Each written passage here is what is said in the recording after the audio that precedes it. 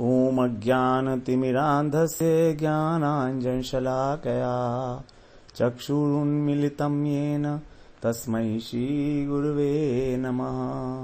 वन्देऽहं श्रीगुरो श्रीयुत्पदकमलं श्रीगुरून् वैष्णवांश्च श्रीरूपं साग्रजातं सहगण रघुनाथान्वितं तं सजीवं साद्वैतं सावधूतं परिजनसहितं कृष्ण चैतन्यदेवं श्रीराधा कृष्णपादान् सहगण ललिता श्रीविशाखान्वितांश्च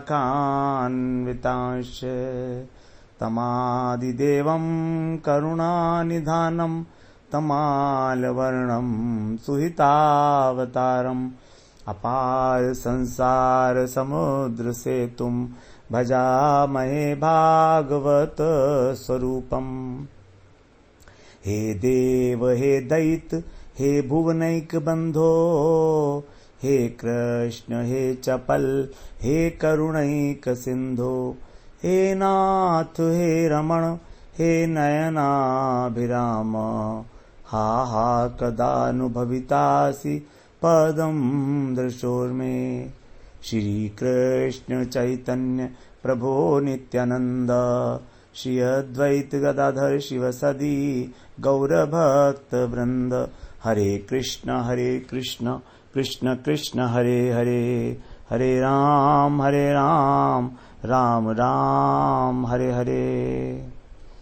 हरे कृष्णा। सर्वप्रथम मैं अपने गुरुपाद पद्म ओम विष्णुपाद अष्टोत्तर शत श्री श्रीमद् भक्ति वेदांत माधव गोसाई महाराज के चरण कमलों में अनंत कोटि दंडवत प्रणाम ज्ञापन करता हूँ। हम लोग श्रीमद् भागवत पुराण में अष्टम स्कंध मनवंतर लीला का श्रवण कर रहे हैं, जो अपने अंतिम चरण में प्रवेश कर रही है। इसमें अष्टम स्कंध में 24 अध्याय हैं। इसमें हमारा 24वां अध्याय भी चल रहा है और चौथा प्रकरण है ये, जिसमें मत्स्यावतार की कथा है भगवान की। ये 29वां प्रकरण हमारा है, मत्स्यावतार कथा प्रकरण। तो सद्धर्म का वर्णन किया गया है इस स्कंध के अंदर, किस प्रकार से सब मनुओं ने अपने अपने मनु काल में अपने अपनी राज्य की अवधि में सद्धर्म का स्थापन किया, कैसे उसकी व्यवस्था की। तो इस संदर्भ में हम लोग सबसे पहला प्रकरण हमने सुना भगवत स्मरण प्रकरण, जिसमें गजेंद्र के मोक्ष की कथा थी। उसके बाद फिर हम लोगों ने श्रवण किया समुद्र मंथन की लीला, हम लोगों ने श्रवण की। और उसके बाद फिर हमने राजा बलि ने किस प्रकार जो है वामन भगवान को जो है 3 पग पृथ्वी दान दी, वो हम लोगों ने श्रवण किया 3 प्रकरण के माध्यम से। अब ये है हमारा मत्स्यावतार कथा प्रकरण। परीक्षित महाराज जो है प्रश्न पूछते हैं कि भगवान का जो मत्स्यावतार हुआ था, तो आप उसके विषय में मुझे बताइए कुछ, क्योंकि भगवान का चरित्र जो है परम मंगल करने वाला है, सबका कल्याण करने वाला है। तो जो आदि वराह है, आदि मत्स्य हैं, उनकी कथा सुनाइए। तो उन्होंने प्रश्न तो पूछा था परीक्षित महाराज ने धर्म से संबंधित, कि किस प्रकार से आदि मत्स्य ने और वेदों की रक्षा की थी। क्योंकि सबसे पहले जो मत्स्यावतार भगवान ने ग्रहण किया था, वो इस कल्प से पहले कल्प के अंत में जब 71 चतुर्युग हो चुके थे, 14वें मनवंतर के 71वां चतुर्युग जब चल रहा था, अंतिम समय बिल्कुल, तब उस समय जो है जब नींद आ रही थी ब्रह्मा जी को, तब ये जो उनके मुख से वेद निकले और उस वेद को हयग्रीव नाम का राक्षस जो है वो चुरा कर ले गया। तब भगवान ने मत्स्यावतार ग्रहण करके वेदों की रक्षा की। इतनी सी कथा तो है केवल आदि मत्स्य की। अब इसी संदर्भ में, यद्यपि ये प्रश्न पूछा नहीं गया है परीक्षित महाराज के द्वारा, लेकिन दूसरे मत्स्य की कथा भी सुखदेव जी जो है परीक्षित महाराज को सुना रहे हैं इसी संदर्भ में, तत्र कह के इसी प्रसंग के अंदर जो दूसरे मत्स्य की कथा, मत्स्यावतार की कथा है, वो आगे बताने लगे सुखदेव जी। उसमें बताया कि ब्रह्मा जी के एक दिन के बाद जो प्रलय होती है, उसको तो दैनंदिन प्रलय बोलते हैं। तो पहला मत्स्यावतार हुआ था दैनंदिन प्रलय के समय में, जब प्रलय होने वाली थी। और दूसरा मत्स्यावतार जो हुआ है वो दैनंदिन प्रलय के समय नहीं हुआ, बल्कि चाक्षुष मनवंतर के बाद भी एक विशेष प्रलय हुई थी। किसी विशेष प्रयोजन के कारण वो प्रलय हुई होगी। तो उस प्रलय के अंदर भी जो है जो हुआ था मत्स्यावतार भगवान का, उसके विषय में बता रहे हैं। तो चाक्षुष मनवंतर के अंतिम चरण में जो कलयुग था, वहां पर एक राजा सत्यव्रत राज्य करते थे और बड़े तपस्वी थे वो। तो इस प्रकार जो तपस्वी राजा थे, एक बार कृतमाला जो नदी है दक्षिण भारत में, वहां पर तर्पण कर रहे थे। उनके हाथ में एक मछली आ गई और फिर वो मछली को उन्होंने जल में छोड़ दिया। तो मछली ने कहा कि आप मेरी रक्षा करो, क्योंकि बड़ी मछलियां छोटी मछलियों को खा जाती हैं। तो दया आ गई सत्यव्रत महाराज को और उन्होंने उसको अंजलि में लेके अपने और जो उनका कमंडल पात्र था उसमें डाल दिया। रात रात में वो मछली जो है कमंडल के अंदर बड़ी हो गई, समा नहीं पा रही थी। तो उस मछली ने कहा कि आप मुझे कोई उपयुक्त स्थान दीजिए। तो राजा ने उसको कमंडल से निकालकर एक मटके के अंदर, घड़े के अंदर डाल दिया, बड़े से घड़े में। अब एक मुहूर्त के अंदर ही वो फिर घड़े के अंदर भी बढ़ गई। तो उसने कहा अब मुझे आप दूसरा स्थान नियत करिए।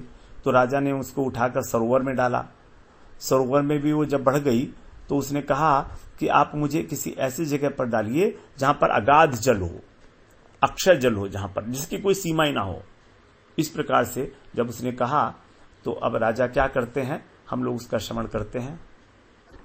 सुखदेव जी कह रहे हैं 23वें श्लोक में, इत्युक्त सोऽनयन् मत्स्यम् तत्र तत्राविसादिनी जलाशय सम्मितं तं समुद्रे प्राक्षिप झषम्।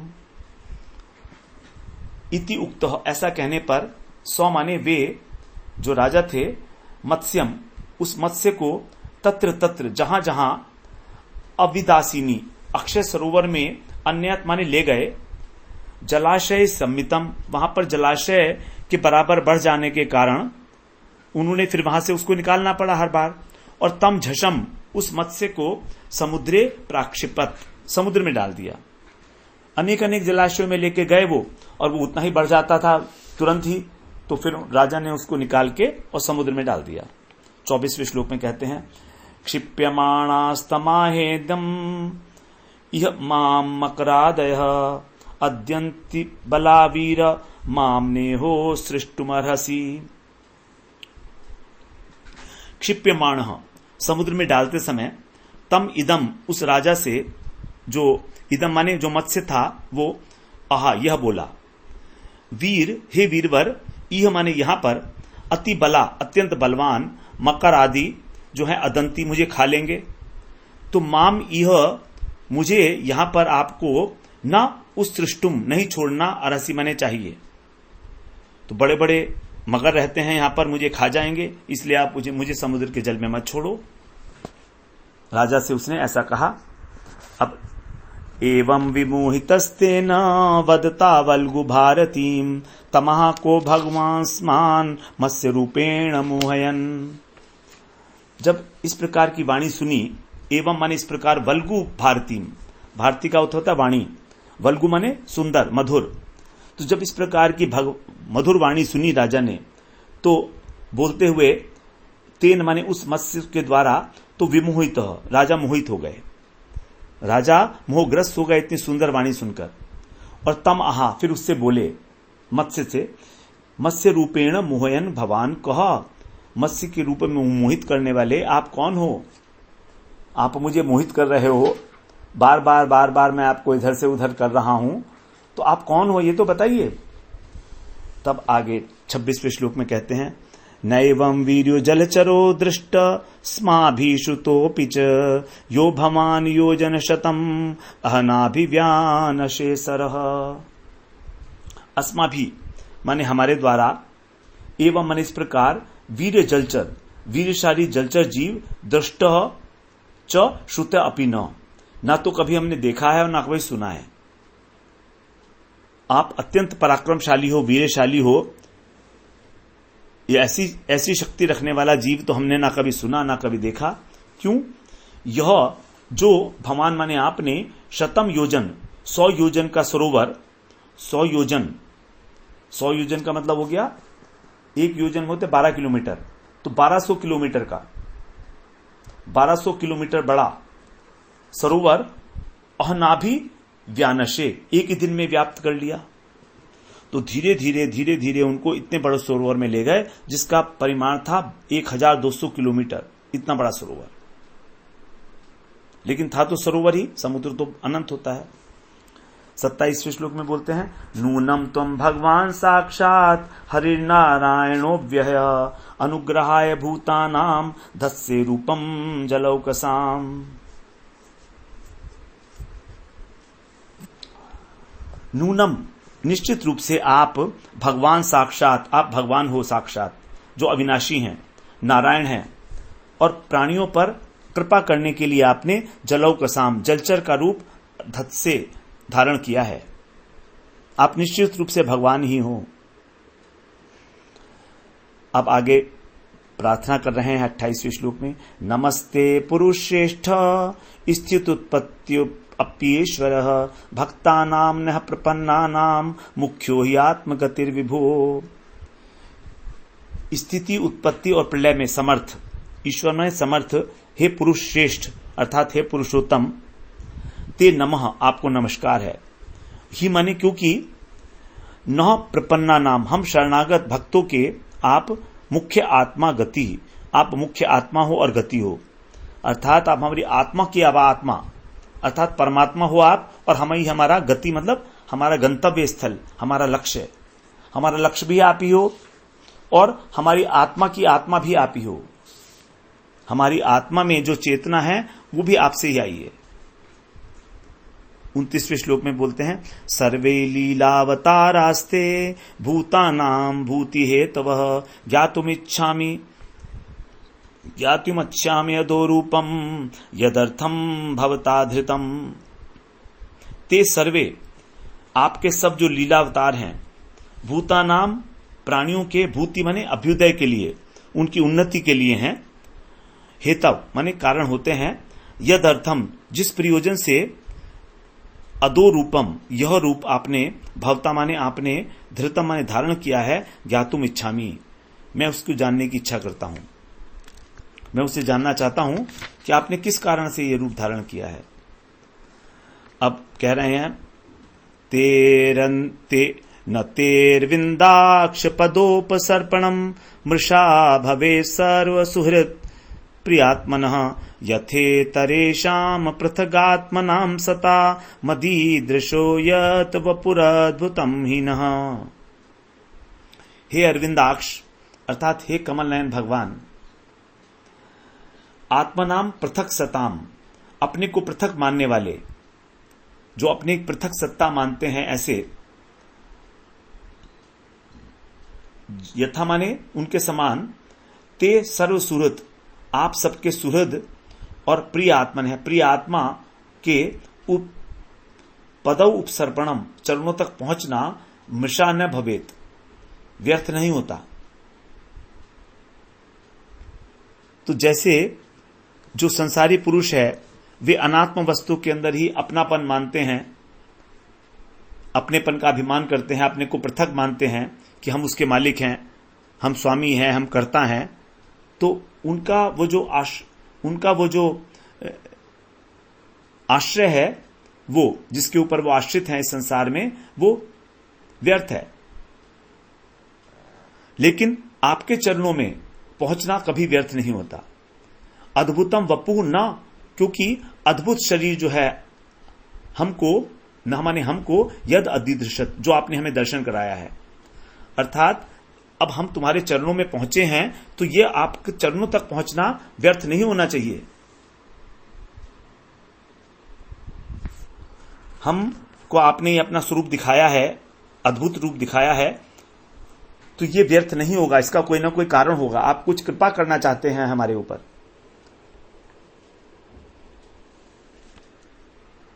तो यहां पर अप्रत्यक्ष रूप से बताया गया है कि जो अपने को पृथक मानते हैं, अर्थात अपने को स्वतंत्र ईश्वर मानते हैं, ऐसी देवी देवता, उनकी अगर भक्ति की जाएगी तो व्यर्थ है।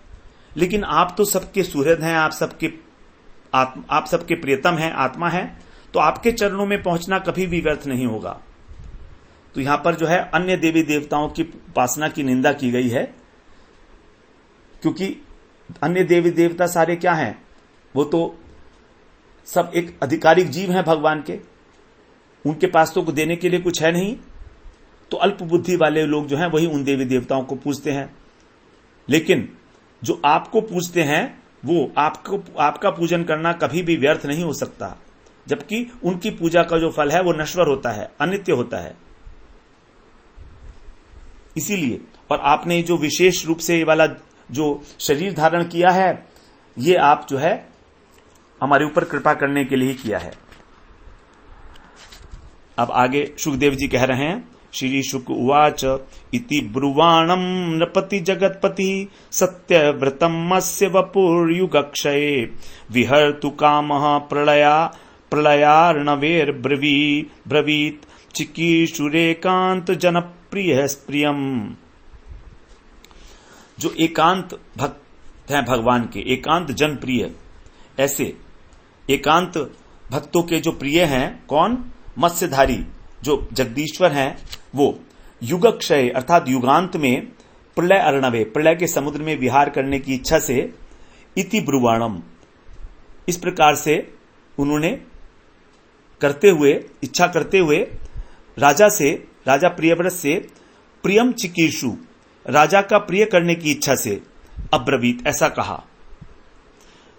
तो सुखदेव जी कहते हैं कि भगवान जो है अपने प्रेमी भक्तों पर अत्यंत प्रेम करते हैं, और जब मत्स्य भगवान ने अपने भक्त की, सत्यव्रत की ये प्रार्थना सुनी, तो उनका प्रिय और हित करने के लिए, साथ ही साथ कल्प के अंत में समुद्र में विहार करने के लिए, प्रलयकालीन समुद्र में विहार करने के लिए ये बात कही। तो भगवान की इच्छा है दो, एक तो वो प्रलय के अंत में जो समुद्र होता है उसके अंदर विहार करें, और दूसरा अपने भक्त के ऊपर कृपा भी करें। दो इच्छाएं भगवान की हैं। तो ये इच्छाएं रखते हुए भगवान ने जो है ऐसा कहा राजा सत्यव्रत से। अब भगवान कह रहे हैं मत्स्य के रूप में, श्री भगवान उवाच सप्तमेद्यतना दूर्ध्व महन्येत दरिंदम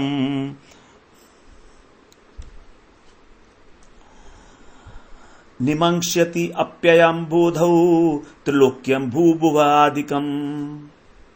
हे अरविंदम अर्थात हे शत्रुओं के दमन करने वाले राजन, अद्यतनात्, अद्य माने आज से, ऊर्ध्वम सप्तमे आगे सातवें दिन, अहनि माने दिन, आगे आने वाले सातवें दिन, एतत् माने ये जो पृथ्वी है, और भुवा माने अंतरिक्ष है, ये और स्वर्ग, ये तीनों, त्रिलोक्य माने तीनों लोक, अप्यय अम्बोधौ निमंक्ष्यति, प्रलय के समुद्र में डूब जाएंगे। तो ये एक विशेष प्रलय के विषय में भगवान बता रहे हैं। यदि ये प्रलय जो है नॉर्मल प्रलय होती तो राजा को इस बारे में पता होता, लेकिन राजा को इस बारे में जानकारी ही नहीं थी। जो सत्यव्रत राजा हैं उनको जानकारी ही नहीं थी कि कोई प्रलय होने वाली है। तो राजा को तो सब पता होता है, धर्म के विषय में जितने भी शास्त्रों का ज्ञान होता है, लेकिन ये विशेष प्रलय है, इसलिए भगवान स्वयं ही इसका जो है इंफॉर्मेशन दे रहे हैं, इसकी सूचना देने आए हैं भगवान कि 7 दिन बाद आज से जो है प्रलय हो जाएगी। त्रिलोक्याम लीयमानायाम संवर्ताम भसी वै तदा उपस्थास्यति नौकाचित विशाला त्वाम मयेरिता। संवर्त अंबसी, जो प्रलयकालीन जल होगा उसके अंदर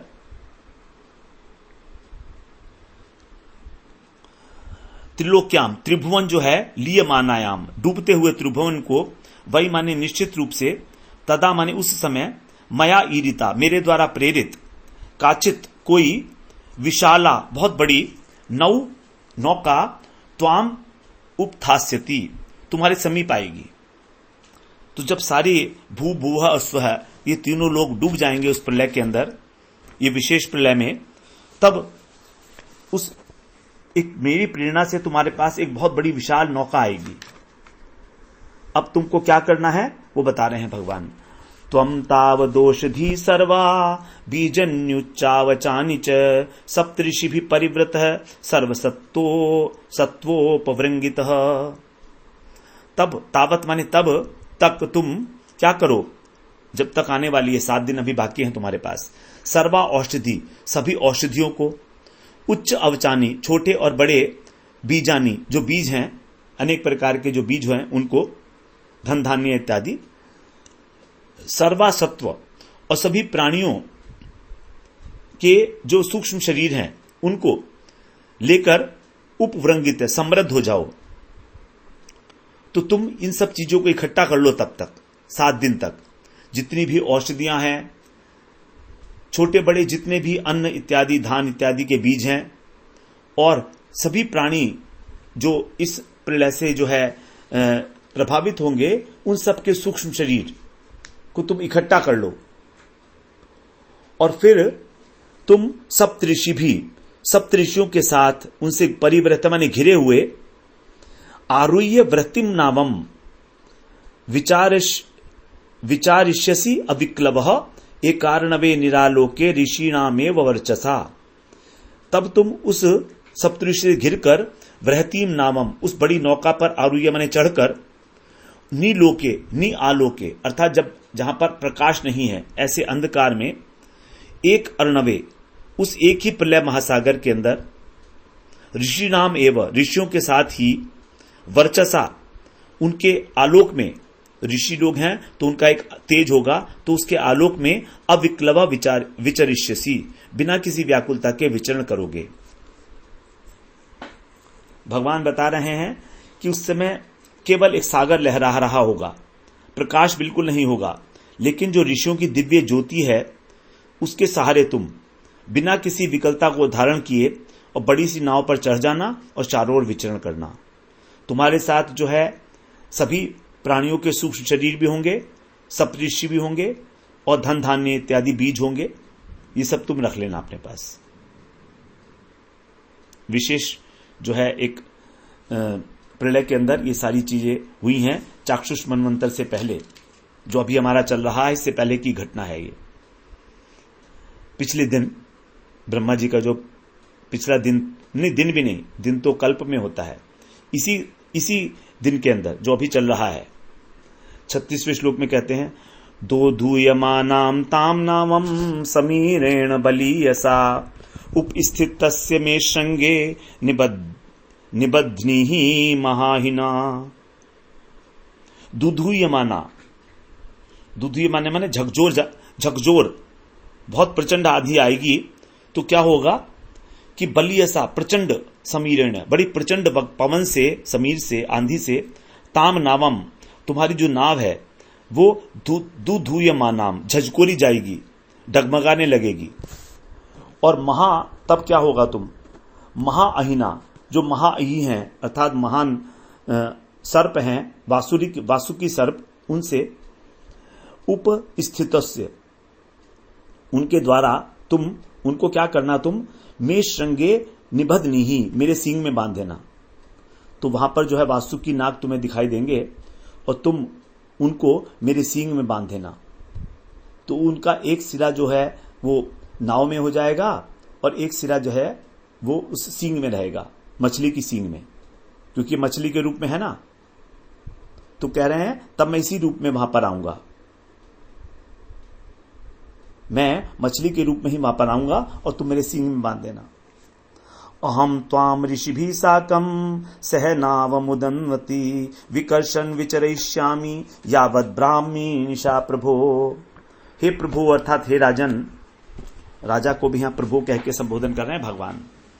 ऋषिभिः साकं ऋषियों के साथ, त्वाम तुम्हें, सह नावम नाव के सहित, उदन्वति उस समुद्र के अंदर, विकर्षण माने खींचते हुए, यावत ब्राह्मी निशा जब तक ब्रह्मा जी की रात्रि रहेगी तुमको विचरिष्यामि घुमाता रहूंगा, तुमको मैं उस समुद्र के अंदर घुमाता रहूंगा।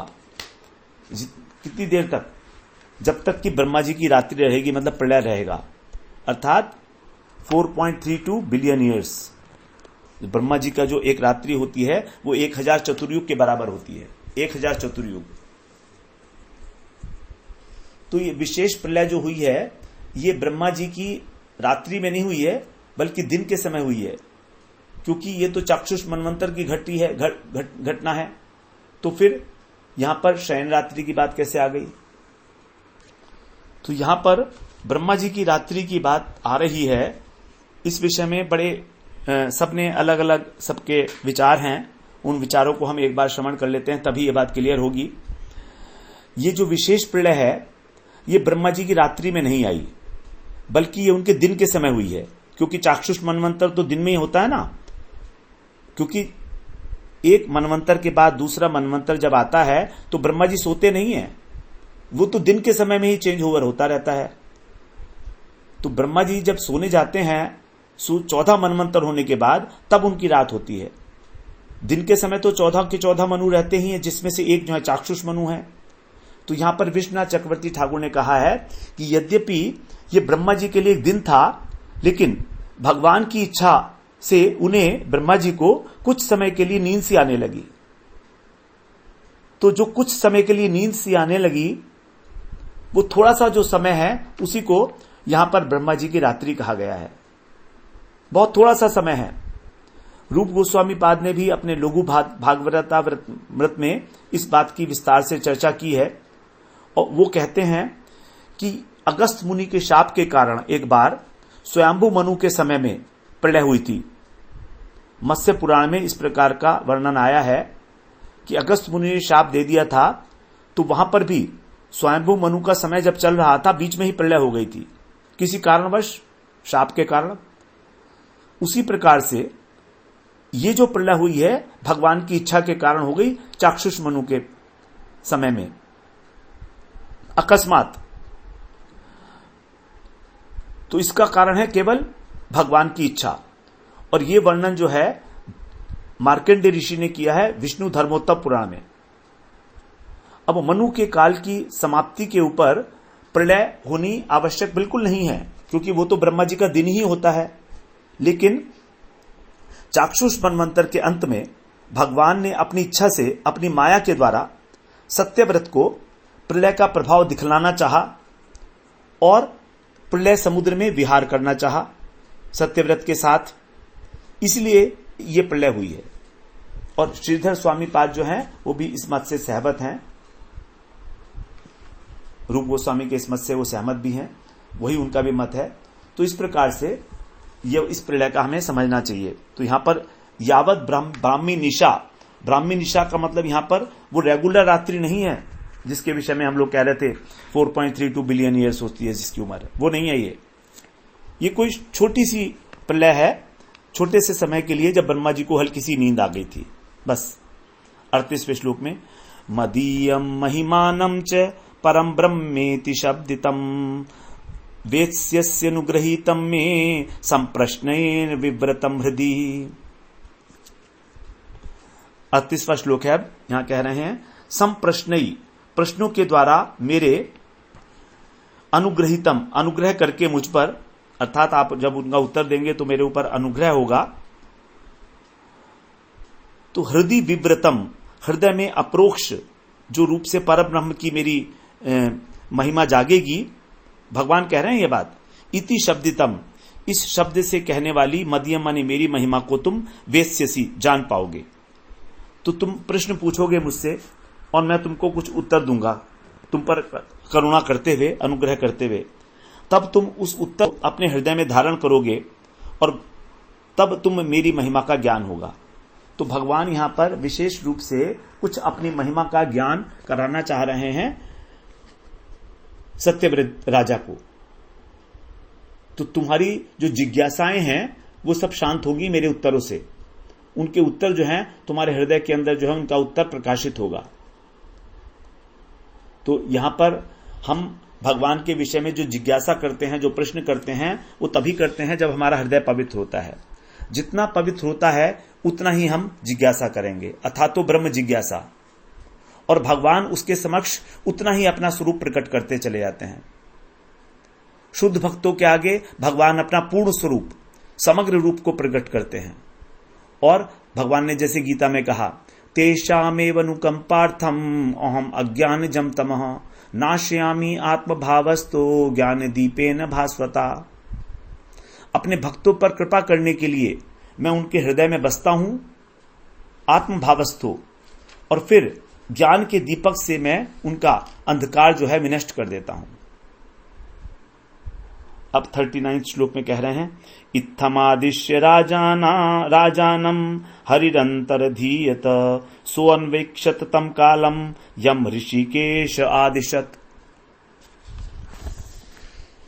इतना कहकर इत्थम आदिश्य इस प्रकार राजा को आदेश देकर सत्यव्रत को हरि अंतः अधीयत वहीं पर अंतर्धान हो गए।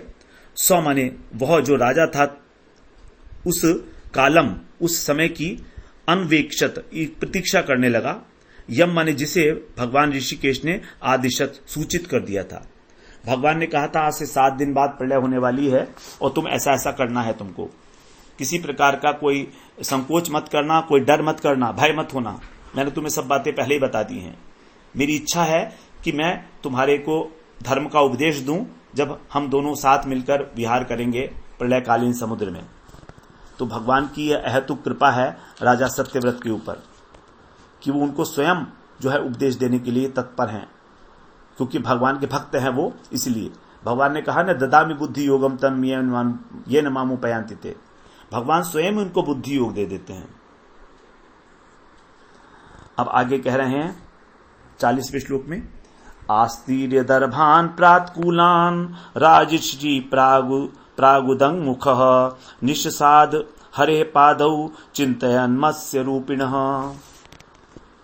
प्राककूलान पूर्व की ओर, कूल का मतलब नोक, तो पूर्व की ओर नोक करके दर्भ का मतलब तो कुश, तो कुश की जो नोक होती है एक तरफ से कुश थोड़ा मोटा होता है, एक तरफ से नुकीला, तो उसकी जो नोकेली वाला पोर्शन है उसको पूर्व दिशा की ओर करके आस्तीर्य माने ऐसा बिछाकर कुश को मत्स्य रूपिण है।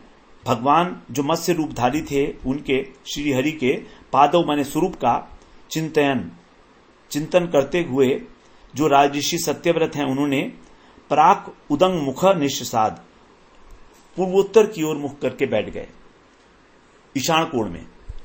तो जो कुश हैं उनकी नोक तो है पूर्व की ओर, लेकिन जो राजा हैं उनका मुख है उत्तर पूर्व की ओर ईशान कोण में, क्योंकि ईशान कोण को जो है बड़ा शुद्ध माना जाता है। पूर्व को भी शुद्ध माना जाता है और ईशान कोण को भी शुद्ध और उत्तर को भी शुद्ध माना जाता है। तो उत्तर, पूर्व और ईशान कोण ये तीनों शुद्ध दिशाएं मानी गई हैं। आगे कह रहे हैं 41वें श्लोक में, ततः समुद्र उद्वेलः सर्वतः प्लावयन् महिम वर्धमानो महामेघैर्वर्षद्भिः समदृश्यत। तब महामेघों से के कारण इसके वर्षत भी वर्षा करने के कारण वर्धमानः जो बढ़ता हुआ, उद्वेल माने उद्वेलित हुआ, अर्थात अपने किनारों को छोड़कर, जो समुद्र की सीमाएं हैं उसको भी छोड़कर, सर्वतः सब ओर से, महिम प्लावयन पृथ्वी को डुबोता हुआ समदृश्यत दिखाई दिया। तो जो समुद्र था वो अपनी मर्यादा को उसने छोड़ दिया और महामेघों के वर्षा करने के कारण, क्योंकि प्रलयकालीन जो मेघ होते हैं वो संवर्तक मेघ होते हैं। प्रलय के समय में कभी कभी तो प्रलय होती है संवर्तक मेघ के द्वारा, और कभी कभी ऐसा भी कहते हैं कि पाताल लोक से जो संवर्तक अग्नि वो सभी लोकों को जलाकर राख कर देती है। तो अग्नि के द्वारा भी प्रलय होती है और कभी कभी वर्षा के द्वारा भी होती है। तो संवर्तक नाम कह दिया जाता है, संवर्तक मेघ। जब इंद्र ने वर्षा की थी गोवर्धन के ऊपर, तो उस समय उसने संवर्तक मेघों को ही आदेश दिया था कि जाओ और ब्रज को समाप्त कर दो, इतना जल बरसाओ। तो संवर्तक मेघ में बताते हैं कि जो बूंदे गिरती हैं वर्षा की, वो हाथी के सूंड की बराबर मोटी होती हैं बूंदे। इतनी बड़ी बूंद जब गिरेगी लगातार ऊपर से, तो कितनी जल्दी जो है पृथ्वी डूब जाएगी, हम सोच ही सकते हैं। अभी तो जो बूंद गिरती हैं वो बिल्कुल पतली पतली सी इंटरमिटेंटली गिरती हैं, लेकिन यदि तैल धारावत और हाथी के सूंड जैसी मोटी बूंदें गिरने लगे तो पृथ्वी को डूबने में कितना देर लगेगी। तो वही बात कह रहे हैं यहाँ पर कि महामेघ जो संवर्तक मेघ थे उनके द्वारा जो है समुद्र का जल बहुत अधिक बढ़ गया और उसने अपनी मर्यादा छोड़ दी, और फिर देखते ही देखते जो है सारी पृथ्वी जो है डूबने लगी। 42वें श्लोक में कहते हैं, ध्यायन् भगवदादेशं ददृशे नावमागताम् तामारुरोह विप्रेन्द्रैर आदाय औषधि विरुधः। भगवत आदेशम ध्यायन, भगवान के आदेश का स्मरण कर ही रहे थे, भगवान का ही वो चिंतन कर रहे थे। तो भगवान के आदेश का स्मरण करते करते ही नावम आगताम, नौका को आई हुई उन्होंने दृश्य माने देखा। राजा सत्यव्रत ने देखा कि नौका आ गई है उनको लेने के लिए। ताम माने उसमें उन्होंने विप्रेन्द्रई, जो सप्तऋषि हैं उनके साथ, औषधियों को, विरुद्ध माने पौधे, पौधे और उनके जो बीज होते हैं अलग अलग, उनको आदाय माने लेकर आरूरोह चढ़ गए। तो राजा सत्यव्रत जो हैं सप्तऋषियों के साथ और सभी औषधियों और बीजों के साथ जो है उसके ऊपर चढ़ गए। तमुचूर्मनय प्रीता राजन ध्यायस्व केशवम सवैनः संकटादास्मात् अविताशम विदास्यति। तब प्रीता मुनेह, प्रीतिपूर्वक प्रसन्न होते हुए जो सप्तऋषि थे उन्होंने तम ऊंचू राजा से कहा, सप्तऋषियों लोगों ने राजा से कहा, हे राजन, केशवम ध्यायस्व, कि भगवान केशव का ध्यान करो। वही निश्चित रूप से, नौ माने वे ही हमारे, सौ माने सबकी, सौ माने वे, ना माने हमारी, निश्चित रूप से, अस्मात् माने इस संकटात, संकट से, अविता रक्षा करेंगे, और शम विधास्यति, हमारी शांति का विधान करेंगे, अर्थात हमारा कल्याण करेंगे। तो हम सबको मिलकर उन्हीं का ध्यान करना चाहिए, वही हमको संकट से बचाएंगे।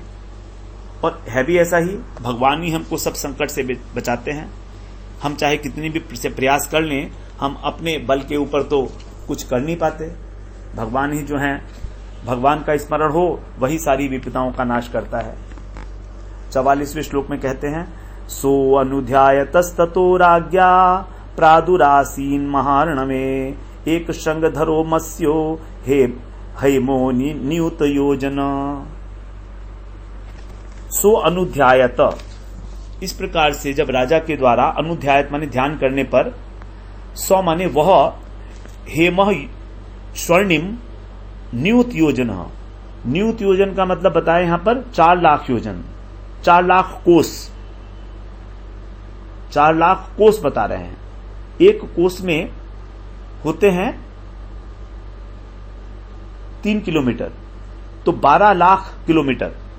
न्यूत का मतलब होता है 1 लाख, तो 1 लाख योजन, एक योजन होते 12 किलोमीटर, तो वही हो गए 12 लाख किलोमीटर। तो 12 लाख किलोमीटर वाला एक शंखधर, एक सींगधारी मत्स्य माने महार्णवे, उस महासागर में प्रादुर आसीत, प्रकट हो गया। तो 12 लाख किलोमीटर, 1 लाख योजन का मतलब हुआ 12 लाख किलोमीटर। इतना बड़ा जो एक मत्स्य था वो वहां पर प्रकट हो गया। उसके एक ही सींग था, एक सींग वाला, एक शंखधर। निबध्य नावम तत्संगे यथोक्तो हरिणा पुरा वरत्रेणा हिना तुष्टाव मधुसूदनम। यथा पुरा हरिणा उक्ता, जैसा कि पहले भगवान ने बता ही दिया था उनको। अहिना, जो अहि हैं वासुकी नाग, उनकी वरत्रेण, तो वासुकी नाग रूपी रस्सी से, तत् माने उस मत्स्य के, श्रृंगे माने सींग में, उन्होंने नावम निबध्य, नाव को बांध दिया। और फिर तुष्ट है, संतुष्ट होकर, मधुसूदनम तुष्टाव, भगवान मधुसूदन की स्तुति करने लगे। इस प्रकार से उन्होंने वासुकी नाग को जो है बांध दिया, एक कोने में उसके नौका और दूसरे पे मत्स्य का वो सींग। तो अब नाव जो है उसकी स्थिति बिल्कुल पक्की हो गई, क्योंकि वासुकी नाग से बंधी हुई है वो। तब फिर राजा प्रियव्रत ने प्रसन्न चित्त से भगवान की स्तुति आरंभ की।